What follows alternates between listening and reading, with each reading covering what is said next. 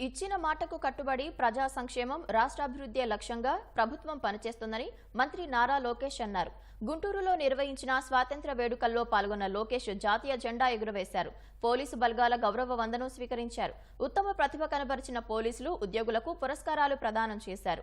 స్వాతంత్ర్యం కోసం పోరాడిన మహనీయుల స్ఫూర్తితో అందరం కలిసికట్టుగా పనిచేద్దామని ప్రజలకు పిలుపునిచ్చారు. ఎంతమంది పిల్లలు ఉంటే అంతమందికి తల్లికి వందనం పథకాన్ని అమలు చేస్తామన్నారు.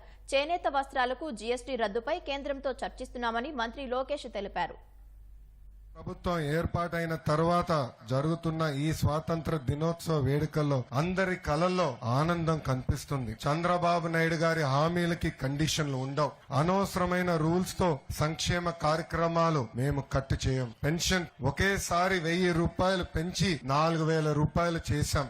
ఇచ్చిన సూపర్ 6 హామీలకి మేము కట్టుబడి ఉన్నాం. యువతకు 20 లక్షల ఉద్యోగాల కల్పన మా లక్ష్యం. అన్న క్యాంటీన్ ప్రారంభిస్తున్నాము. మహిళలకు ఉచిత బస్ ప్రయాణం, ఏడాదికి ఉచితంగా 3 గ్యాస్ సిలిండర్లు, 18 నుంచి 59 సంవత్సరాల వయసు కలిగిన మహిళలకి నెలకి 1500 రూపాయలు అందిస్తాం. ప్రతి రైతుకి ఏడాదికి 20,000 రూపాయలు ఆర్థిక సహాయం చేస్తాం.